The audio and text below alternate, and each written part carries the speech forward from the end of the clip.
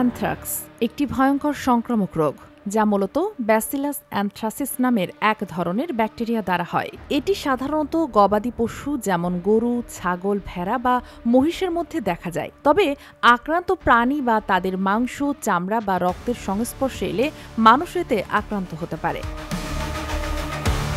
রোগটি মূলত তিনভাবে ছড়ায়: ত্বকের মাধ্যমে, শ্বাসযন্ত্রের মাধ্যমে এবং খাদ্য গ্রহণের মাধ্যমে। সবচেয়ে সাধারণ ধরনটি হল ত্বকের অ্যানথ্রাক্স, যা আক্রান্ত পশুর চামড়া বা মাংসের সংস্পর্শে এলে হয়। আক্রান্ত স্থানে প্রথম ফোস্কা, পরে কালো দাগ দেখা দেয়। গুরুতর অবস্থায় জ্বর, শরীর ব্যথা, এমনকি মৃত্যু পর্যন্ত ঘটতে পারে। শ্বাসযন্ত্রের মাধ্যমে অ্যানথ্রাক্স হলে সেটি সবচেয়ে বিপজ্জনক ধরন, কারণ এটি দ্রুত ফুসফুসে সংক্রমণ ঘটায়।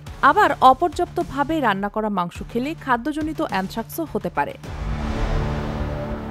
অ্যানথ্রাক্স প্রতিরোধের সবচেয়ে কার্যকর উপায় হল সতর্কতা। অসুস্থ বা মৃত গবাদি পশুর মাংস খাওয়া বা চামড়া ব্যবহারে সম্পূর্ণ নিষেধাজ্ঞা থাকা উচিত। গবাদি পশুকে নিয়মিত টিকা দিতে হবে এবং সন্দেহজনক কোনো প্রাণীর মৃত্যু হলে তা নিরাপদভাবে পুড়িয়ে বা পুঁতে ফেলতে হবে। মানুষের ক্ষেত্রে আক্রান্ত স্থানে দ্রুত চিকিৎসা নিতে হবে। বিশেষত অ্যান্টিবায়োটিক চিকিৎসা সময়মতো শুরু করলে অ্যানথ্রাক্স নিয়ন্ত্রণ সম্ভব।